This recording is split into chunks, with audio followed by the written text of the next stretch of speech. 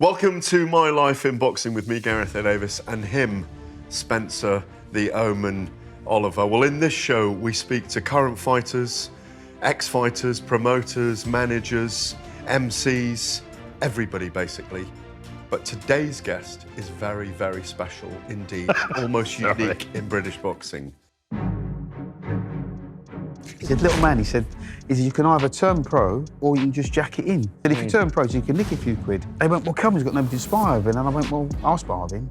I think I shattered his cheekbone or broke his nose or something like that. Just a total fluke. I signed the contract. A week later, I'm boxing in Las Vegas. He came into my change room as he always did. So he said to me, little man, he said, there's nothing to fear except fear itself. And he said, I'm with you all the way, brother. And then I went out and knocked the guy out. I lost my brother Dudley to a suicide, and it's something that I still live with to this day. The only way I can honour my brother is by talking about him. These are not just regular champions. These were like great fighters. Yeah. I've had a very privileged career. I've loved every minute of it. What else would Duke have done? Would he have played football? Would he have I'd been love to have been an actor, Gareth. An actor? I just looked at him, as soon as he said actor, I've gone James Bond, bang, there he is. It's the one and only Duke McKenzie, former three-weight world champion. It happens, Gareth, mate. Honestly, it's that one over there. I don't think... It gets me at it. I don't think you mentioned legends. We Sorry. speak to legends as well. Talk Every time we're together, that's what he does. He laughs. I remember doing the very first talkSPORT shows with you. Yeah, we did, Gareth. Years and years ago. I know we're celebrating 25 years at the moment. Yeah. It kind of ages us a little bit. I'm an old man now, Gareth. I think you're one of the few people on the boxing team who's actually older than me. Yeah. But what I want to take you back is that all those years ago, as a little kid, the youngest of 7 siblings in London. Were your parents part of the Windrush generation as well? Parents, both my mum and dad, obviously Jamaican, come over on the Windrush, come over on the boat, as they say. And which I don't remember, because obviously I wasn't born then. But my 2 older brothers, Clinton and Winston, they came over with my mum and dad, because they were Jamaican as well, so they came over together. And I mean, you know what, Gareth, when I look back now, I think to myself, you know, I don't know why my parents came here, obviously looking for work back then, and I'm glad they did. Come on, what's your first boxing memory as a tiny little nipper, the tiny Duke? My first boxing memory would be, we lived in South Nord, a place called South Nord, and my dad would always get us into like a room. We had this little TV, this little black and white TV upstairs in our house, 103 Birchanga Road, South Nord, and we had this little black and white TV, and all me and my brothers and my dad sit round the television watching. I think it was Muhammad Ali against Oscar Bovabina or Jerry Quarry, one of those 2 guys.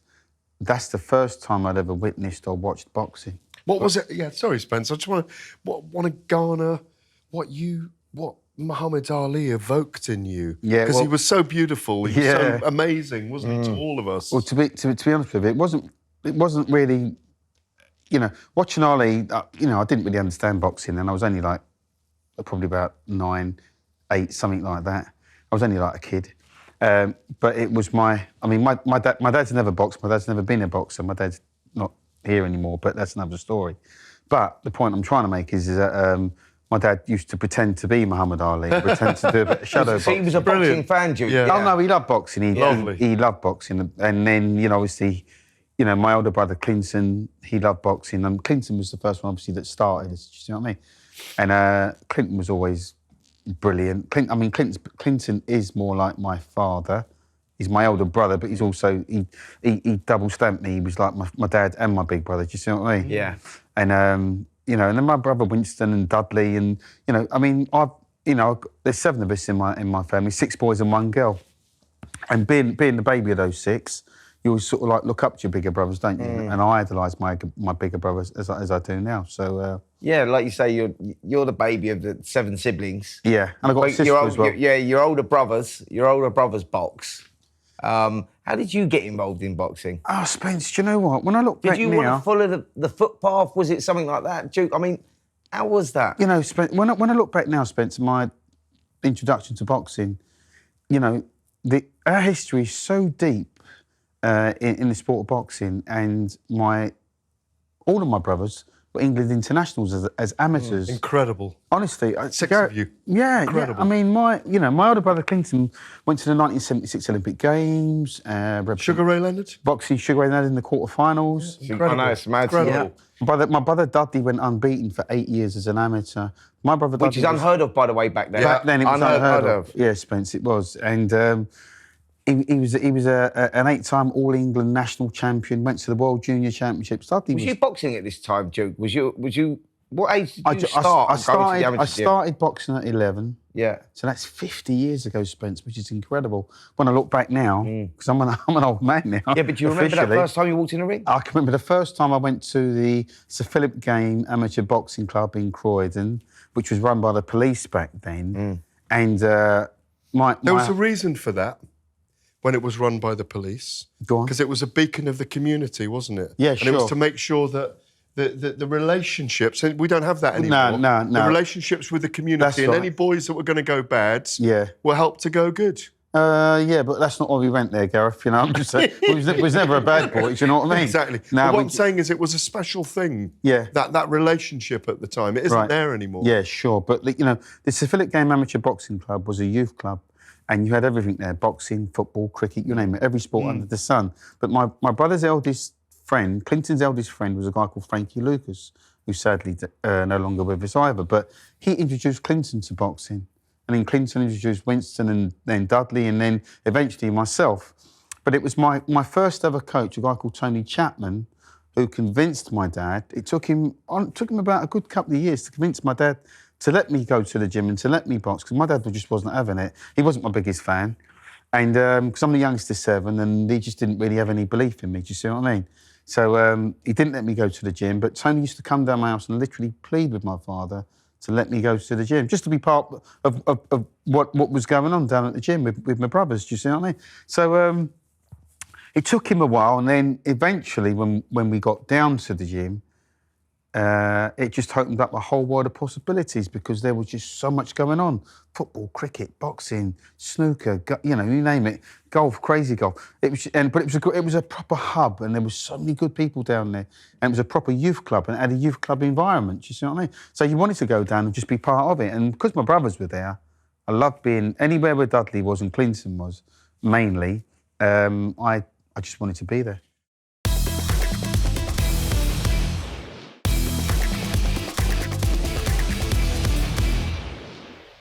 So you're 11 years old. Yep. You fall under the auspices of Tony Chapman. Yep. But then you are allowed to go and become an amateur, and you start an amateur career. I think you're 13. Yep.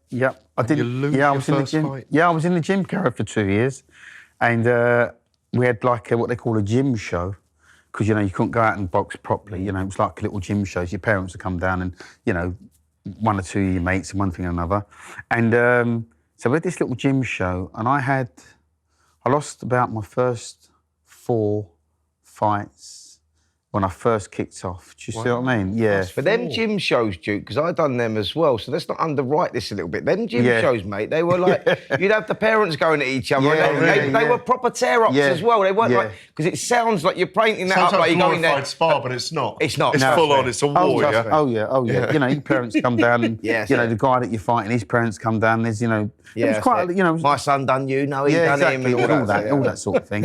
So yeah, and then it was like win one, lose one, win one, lose one. And then my amateur coach at the time, Tony, he stopped training. He stopped training us. Not because he stopped training us. You know, other things were taken over in his personal life, private life, one thing or another. And then the gym was going to be closed down. But Tony introduced me then to a guy called Colin Smith at the Battersea Amateur Boxing Club. And then I went to Battersea, and that's when my whole life really took a complete 360, because now Clinton had gone to the Olympic Games, Dudley was in the World Championships, winning junior ABA, senior ABAs, NABC titles, you name it, boxing for England, one thing or another. And Tony took us down to the Battersea Amateur Boxing Club. And then when I met Colin Smith, who again sadly passed away recently, when I met Smith was just different with me. Smith really became like a real father figure. Smith was like, he was more than just my coach, because he'd invite me down his house on a Sunday for dinner, like pretty much every Sunday, do you see what I mean? Once we got to know each other and one thing and another. And Smith really showed me a lot of love and a lot of time. He invested a lot of his time in me, and... did he see something special in you? He believed in me. Yeah, he believed in me. Did he fill you with confidence? Yeah, he believed in me.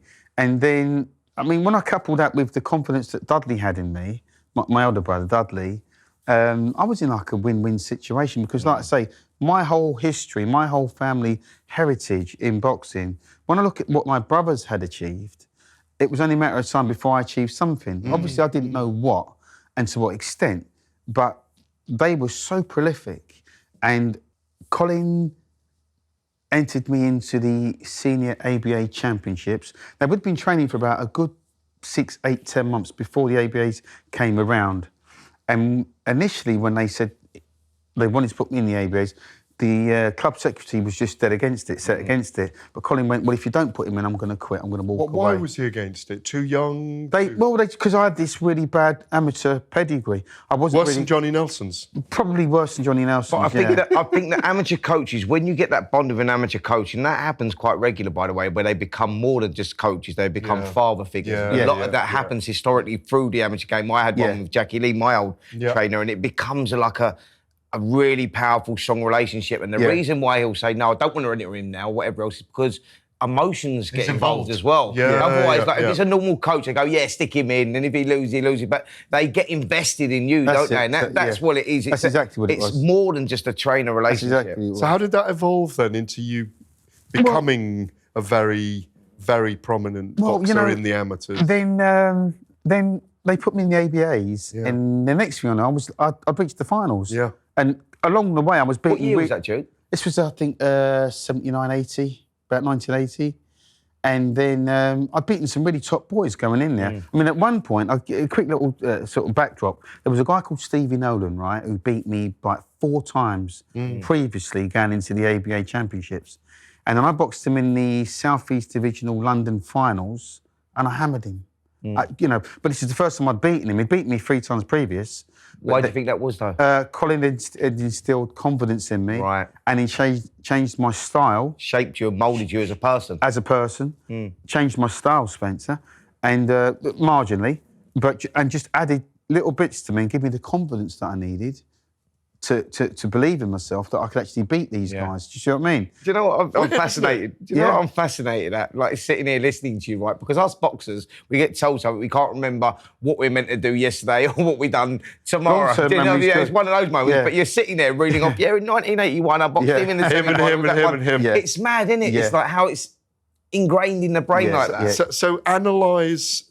Take us to the end of that amateur career, which was a tough amateur career you had. Take us to the pinnacle of the amateur career. Well, like I said, I got to the semis of the ABAs, and then the reason I think I lost was I could hear Harry Carpenter, the ringside commentator, saying, "This is Duke McKenzie, the brother of Clinton McKenzie," and all this. And I was taking it all in, and I was in my mind, I was thinking, "There's Harry Carpenter." My head was getting jabbed off. You've made it. And then the next thing you know, the fight was over, and I'd lost. And then shortly after this, Dudley decided to turn professional. And for the first time in my life, because we did everything together, I felt so alone. Going to the gym, training. I was training with other guys and everybody else that was there. But Dudley was now training somewhere. Well, he was training with Clinton, because Clinton turned pro by now. And, all with Mickey Duff, are they? Well, no. Clinton had turned professional with George Francis. Right. Dudley was managed by a guy called Gary Davidson. Yeah.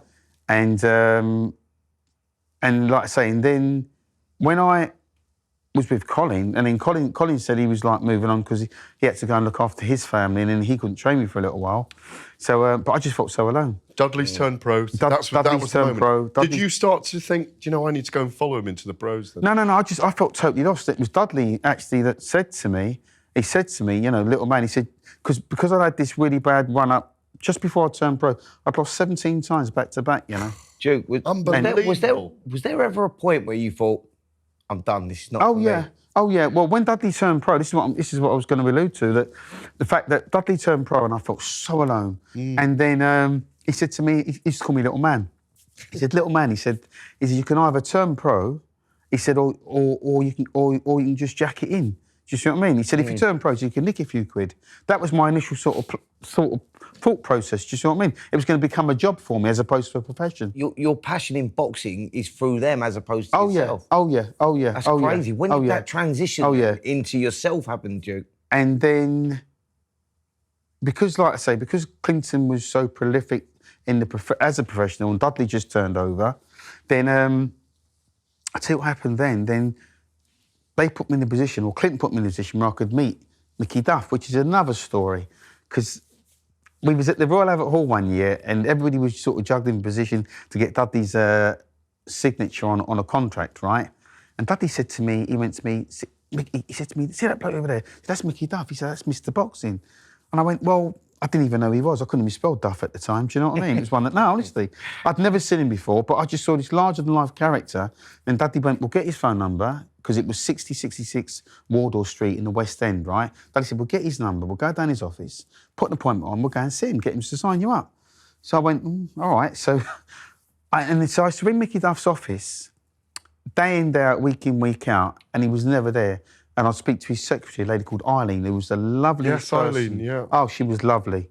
And then there was Jill. There was, we had a few secretaries, and Val, and Denny Mancini, the late Denny Mancini used to always be down Mickey Duff's office. Anyway, so we went down there one day and put an appointment on, and Eileen said, yeah, Mickey will be back. But Mickey lived in Los Angeles at the time, a place called Marina del Rey. And he was in Los Angeles, and he spent a lot of time in America because that's where he was based. But she said, you know, he comes back because we have shows, obviously, at the Albert Hall, Wembley, where all the shows are staged.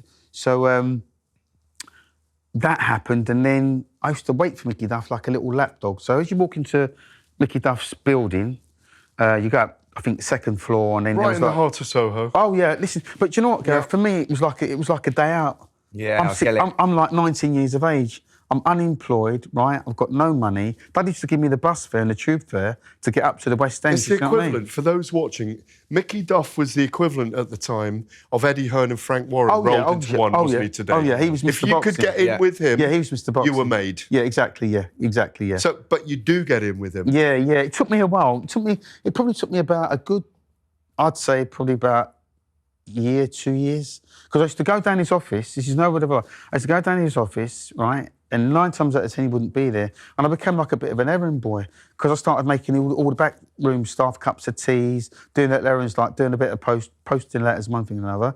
And Eileen was so lovely with me. She said, well, Mickey won't be long, or Mickey will be back tomorrow and we'll try again at ABC. Even though they didn't know, and he might have been in Los Angeles for another week. Or matchmaking at Madison Square Garden or somewhere. She was great with me. She was fantastic. But was it, Duke, because they didn't want to sign you and it was your persistence that ended up getting you there? Maybe they didn't believe in you at the beginning, or was it just because he was always so busy elsewhere? A bit of both, really, Spence. Right. He was busy elsewhere, but I was quite tenacious and I wouldn't take no for an answer. And I'd always go back the next day like it was the first time I'd ever been there. Do you see what I mean? And then one day I just happened to be there and Mickey come just bolting through the door. And I went to Mickey, he went, Duke. And then he sort of went, he said, go and get me a cup of tea, sir, like that. Just, I mean, quite calm. And then I did. And then he said to me, take these gloves. He had some gloves. He said, take these gloves down to Thomas Beckett. He said, he's got Kelvin Smart, the British champion, sparring down there. So when I got down there, Kelvin Smart's sparring partner had pulled out. And then Kelvin Smart was supposed to be winding down because he was going to defend the British title against a guy called Dave George. And then they went, well, Kelvin's got nobody to spar with him. And I went, well, I'll spar with him, like that, because you do. Yeah. And then I did. And to my amazement, I literally shut my eyes, threw a shot. I think I shattered his cheekbone or broke his nose or something like that. Just a total fluke, right? Then there's a phone call from Mickey Duff's office and they went, Duke, it's Mickey Duff. He said, come to my office. And I thought I was in really deep now. Right. I thought I was in, big trouble because now I've ruined some of his plans, do you see what I mean? By hurting this kid accident. Anyway, I went down his office and he said to me, there's a contract on the table. He said, sign it.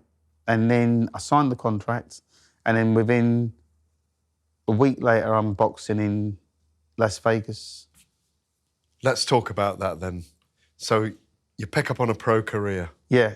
You've signed with Mickey Duff. Yeah, I'm signed with the biggest promoter in the country. You've done the dog work. Yeah. You've been running up and down the stairs, making teas, sitting outside the office, freezing your nuts off. Yeah. But you've made it. Yeah. By a fluke punch that you shut your eyes to do. So complete fluke. What we know about you now allows me to say that. Yeah. Because there was no fluke involved with you anyway. There's no fluke with the Duke. But you start your pro career. Yeah. Tell us about the first fight. Yeah, I make my professional debut on the undercard of Frank Bruno. I forget who Frank was fighting, but it was at Wembley Arena. And I can remember I boxed a guy called Charlie Brown at Wembley Arena, and I'm so nervous because I've never boxed in front of a big crowd before. I've never been in like on a massive bill like this before, and I'm so nervous before the fight. And Dudley came into my change room as he always did, and I'll never forget it. He said to me, "Little man," he said to me, "there's nothing to fear except fear itself." He said, "You can't see it, you can't taste it, you can't feel it." He said, "Don't be scared." He said, "I'm with you all the way, brother." Do you know what I mean?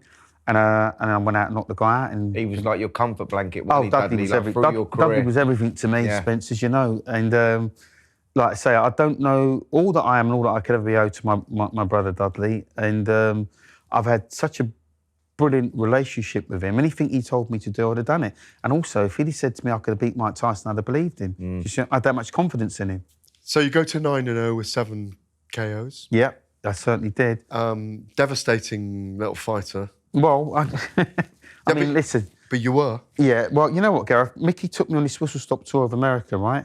And we boxed everywhere. Reno, Atlantic City, Los Angeles, Vegas, New York, Miami. Are you living the dream at this point? It's more than a dream for me. You're developing as a fighter. That's exactly, what you're doing. Yeah, exactly. I started to develop as a fighter because...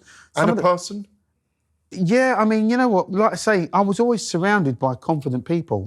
So that just helped my self-esteem to grow, and it made me believe in myself. I mean, I was meeting people like Donald Trump and Don King and Shelley Finkel, Bob Arum. I'm like, this is in 1982. Do you know what I mean? I can remember being in Donald Trump's building. When they were doing Hagler, when they were doing... Hagler, when they were doing all these guys. All the big fights. The Kings, the 4 Kings. Sure. Yeah. Did you bump into them? Did you rub shoulders with them? Do you know what? Mickey Duff introduced me to Evander Holyfield, Hector Camacho, Edwin Rosario, Livingstone Bramble, Evander Holyfield, Sugar Ray Leonard, Marvin Hagler, Mike McCallum, Evander Holyfield. I just said that, sorry. But I was meeting all these guys. You're pinching yourself at times. Yeah, but I didn't know who they were then. And they weren't superstars at this point. Yeah, you see what I mean? These guys were very much on the ascendancy. Yeah. They were on their way up as well. Like yourself. Yeah, well, I mean, you know, and I can remember I speaking to Pernell Whitaker in Gleason's gym one year for about a good hour. He just stood with me and we were just talking. And let's say who he is. He's one of the greatest defensive boxers ever. One of the masters of world boxing. Yeah, maybe the best. If you go back before Mayweather, he was probably the best all-round fighter. Sure. Pernell Whitaker was absolutely. was unbelievable. I think there's an argument to say he was one of the great defensive fighters of all time. The drunken master. You know what. Did you want to get in the ring with him? Nah. But why not? I tell you what though, I had an amazing experiences when I went stateside. One of Mickey Duff's fighters was a guy called Cornelius Boza Edwards. Yeah. And Boza was having some unbelievable fights with guys like Bobby Chacon and Bazooka Limon. And Boza gave me so much of his personal time. He was an animal, wasn't he? Boza was... He was my brother's manager. Yeah, what he he was. There you go. Boza Edwards my brother boxed in Vegas. Yeah, he's like my brother from another mother. Yeah. He was beautiful. Sublime. Yeah, and we're good friends to this day.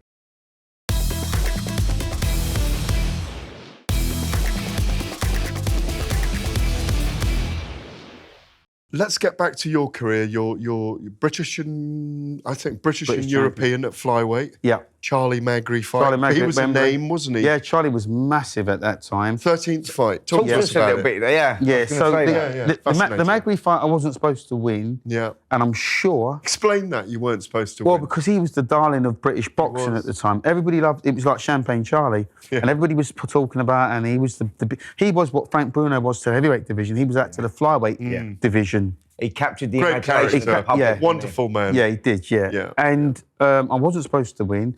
The press loved him and didn't really give me much of a look in, do you see what I mean? But what Charlie didn't know was Mickey had me in America and I had some unbelievable sparring in America, getting ready for the Magri fight. I think we had about 3 weeks in America. getting prepared for Charlie Magri. And when I came back to England, I was so quietly confident because my sparring partners I had a torrid time in America. You know, with times I felt like crying, do you know what I mean? It was so mentally draining and physically taxing on me. And your weight division, Puerto Ricans, Mexicans, African American, street style, they're all there for you. There's no avoiding anyone, is there? I had this guy called Juan Muriel, and he mimicked Magri's style to an absolute T. Yeah. So, you know, he was like 5'2", just a little hustler guy, and just used to come flying at me. But he would throw, you know, good educated shots, you see what I mean, but from different angles. And you have to weather the storm and pick your shots and become a bit of a pickpocket, and then, you know, just do what needed to be done. Explain that emotional roller coaster of when a fighter's got to go away. One, how lonely it is. Two, the accommodation, the holes that you stay in. Yeah, sure. You know what I mean? I was lucky with that, and the hard He's with Mickey Duff. And the hard sparring you have to go through. No, what I'm saying is that whole emotional roller coaster of a fighter having to be away is not all glitz and glamour. No, it's never glitz and glamour because you're going away to play your trade, right?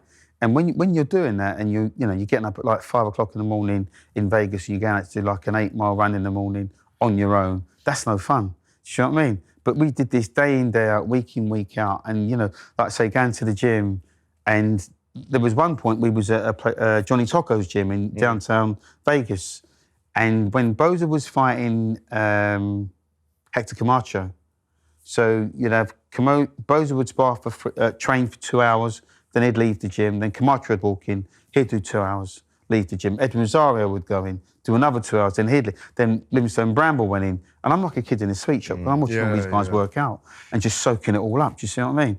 It was just fantastic. I've had so many great experiences as a young man, plying my trade and developing and learning, that at some point I was going to win something. When I look back at my career now, at some point, whether it be British, European, or world as the case may be, I was always going to win something. By your 20th fight, you get a world title opportunity. Yeah. Still undefeated, 20 fights.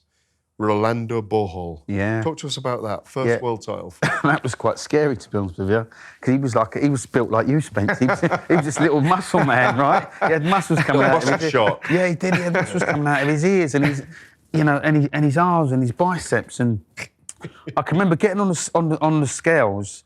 The weigh-in was at Wembley, the Wembley Conference Centre, as it was known then, and when he got on the scales, Bohol, like I said, I'd looked at him, and to be honest with you, my backside started falling out a little bit because he had muscles everywhere and didn't speak any English. Do you see what I mean? And I was looking at him and I thought to myself, mate, this is going to be I don't know if I can do it.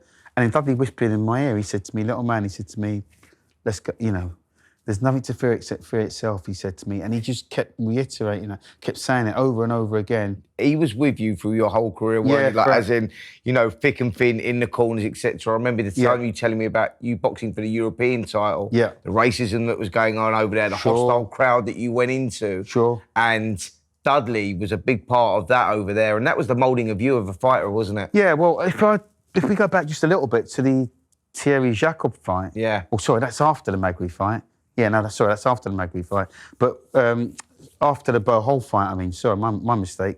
That was after the Bohol fight. But the Bohol fight was, like I say, my first touch of world class. First time I fought a world class fight. It was the first time that I knew the 12 rounds was on, and that's what I was going to be doing. I didn't envisage myself knocking him out, but I'd learned how to pace myself. And, you fight in thirds, 1 to 3, 3 to 6, 6 to 9, 9 to 12. You break the rounds down and you see where you are at each stage of the fight. That's how we worked it. Do you see what I mean? Yeah, mentally, how you overcome that. Yeah, well, how I overcame it was very basic, really, Spence, because, in my mindset, I'm ready to give away the first 3 rounds because I know that's when he's going to be at his most dangerous and his most strongest. Yeah. And then come back. Tactical, man. Oh, it's all tactics. Yeah. That's how my mind works. Yeah. And like I say, I was prepared to give away the first 3 rounds in that fight. And then I can remember in the Bohol fight, at the end of the 3rd round, because I've been moving a lot, if you watch it, because I've been missing the missiles that were coming my way, At the end of the third round, I get fed up with running. And then I decide to stand my ground and put it on him a little bit. Do you know what I mean? Just to see what he's got. And I did. And I could hold my own. And then from 3 to 6, I just thought, I've got to keep the pace up, keep the momentum up, and really overwork my jab, because my jab's my best shot. And then I kept doing that, and I kept doing that. And by round 7, I could hear him start to blow really heavy. And then all I kept saying to myself was, you know, boxing's a numbers game, as you know. Yeah. He throws 1, I got to throw 3. He throws 2, I got to throw 6. Yeah. And I kept saying to myself, I just got to keep upping my ante, keep keeping my output high, keep the work rate high, and you know, I've got half a chance. And next thing I knew, it's like the 10th round, and I literally looked at Colin, my coach, and I said to him, you can see in the corner, I said to him, what round is it? I didn't even know what round it was. Do you see what I mean? Yeah. When Colin said to me it was like round 10, I was so relieved. I was dreaming it. I couldn't even believe I'd got to the 10th round. Only spent, I thought I figured I was going to get stopped. Yeah. So we've got 3 weight divisions to go through here. Sorry, that you were world champion. No, I'm not trying to rush you. no. But what I'm saying is, because we could sit here all day talking about this, it's so fascinating. You defend the IBF after beating him. Yeah. Then you lose to Dave McCauley. Yeah, sure. And it made you think, my body's growing, didn't it? Yeah. I mean, you know, with the greatest respect to Dave McCauley, I was dead at the weight.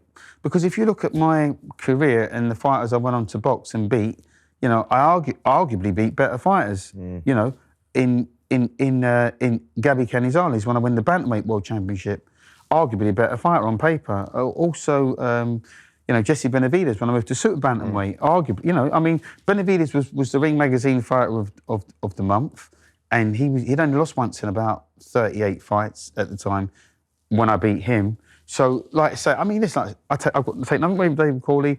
He came, he done a job. And that was that. But to explain to people what exactly it is, I was a guy that boxed in the lighter weight divisions as well. The toughest fight is not the opponent. Nah. It's the scales. It's the making And when weight. you're dead at that weight and you've reached that maximum, you went through the weights as flyweight, super flyweight, bantam, super bantam, even up to featherweights. Yeah. You went right through the weights. Yeah. And you know when you're dead at the weight, and that's sort of like mentally, you're sort of beating on the scales, Duke, aren't you? Oh, sure. But you know, I was never happier. And Mickey Duff would always said to me, you know, a happy fighter's a good fighter.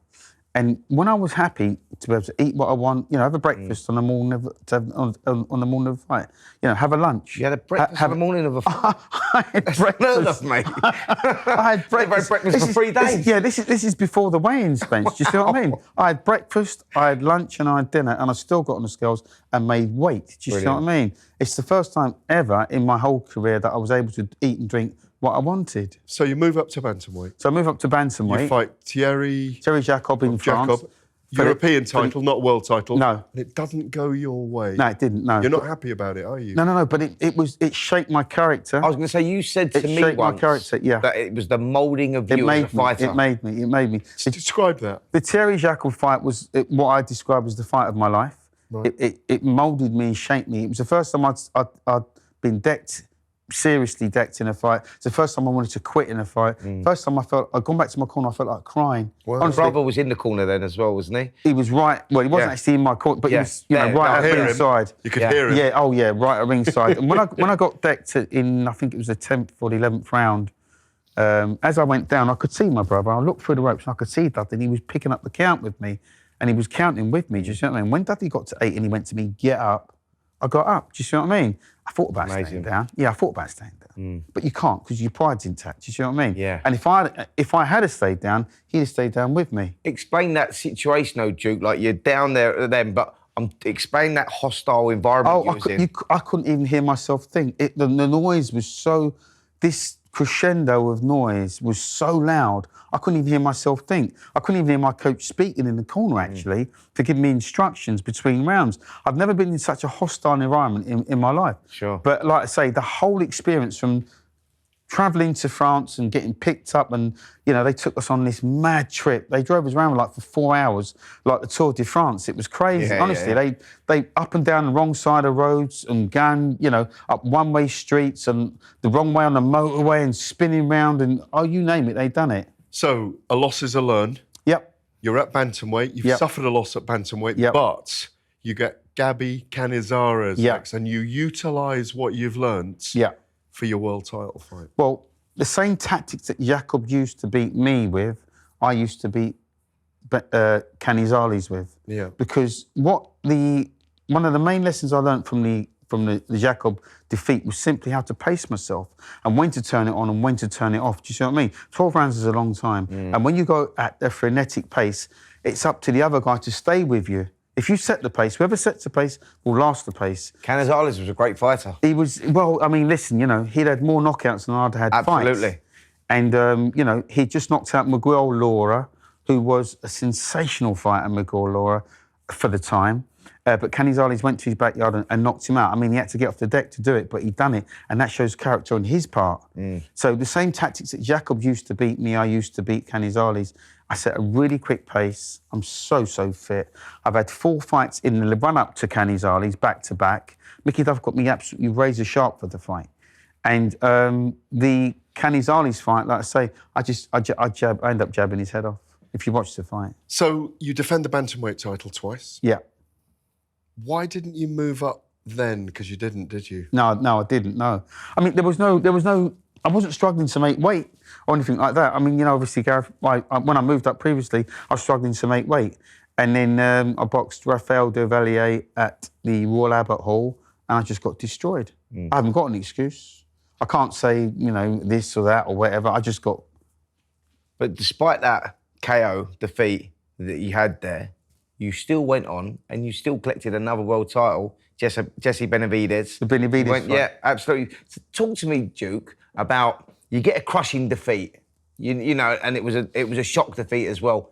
How do you rebound from that? How do you mentally, psychologically overcome that and to go on and become world title again, become world champion again? How do you take yourself through that process? Well, you know, because I'd never lied to myself, you know, in terms of, you know, was I training right? Did I go for my runs? Was I going to bed early? Did I spar right? Did I make weight right? When you do your little tick box and you can tick everything off without any X's, then, you know, you're not lying to yourself. But when you've got more crosses and ticks, then things ain't quite right. Do you see what I mean?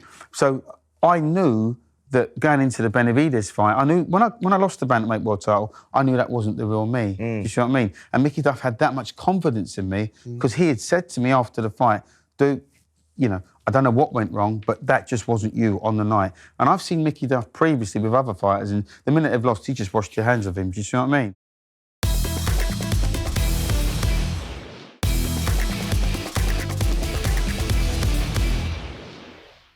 I think it's fair to say that of all the boxers that we speak to in the UK, you're probably the closest guy that there ever was to him. Well, you know... Right now in our milieu. Listen, you can only speak as you find. And he treated me with so much respect.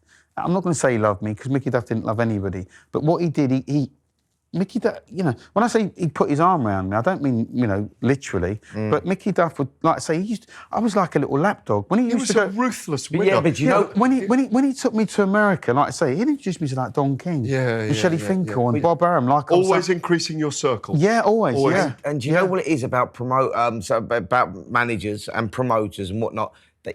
All of them, however ruthless they are, including Don King as well, and the stories that you hear about all the different promoters and whatnot, all of them always get one sort of blue-eyed boy, one that they take to, and everything else. And I think that's what you was explaining there, Gareth. Well, I mean, you know, Mickey let me stay at his house in Marina del Rey, you know, only for a few nights. I don't know if any of the other fighters he did that with, but you know, he let me share his house with his wife Mari and his daughter, and you know, he fed me and looked after me. Do you know what I mean? So in more ways than one, he was like a father figure with me. He didn't have to do that. He could have parked me up in some, like I say, little hotel and just let me get on with it. After the Benavidez fight, your own life starts to get knocked out of shape a little bit. Yeah, well, I mean, talk to us about that. You know, Gareth, I lost my brother Dudley to a suicide, and it's something that I still live with to this day. You know, I manage it from Monday to Sunday. It will never leave me. That was back in 1995, 95. I lost my brother to a suicide, Spence. And like I say, it's something that I live with every day. Yeah. I manage it from Monday to Friday, Monday to Sunday, I should say. It's something that will never leave me. And the only way I can honour my brother is by talking about him to anybody that wants to listen. I talk about my brother even like yesterday to complete strangers. You see what I mean? You talk about him with a passion, Duke, and we've spoke about this in the past. Yeah. You know, we've had in-depth, deep conversations about your brother where, you know, where the emotions do run very, very high. And I know what your brother meant to you and how he moulded you as a fighter and as a person, as a young man. And I know what he still means to you today, Duke, and that is very, very special. And I see that, and that's a quality that you have. Well, listen, I love my brother more than life. Do you see what I mean?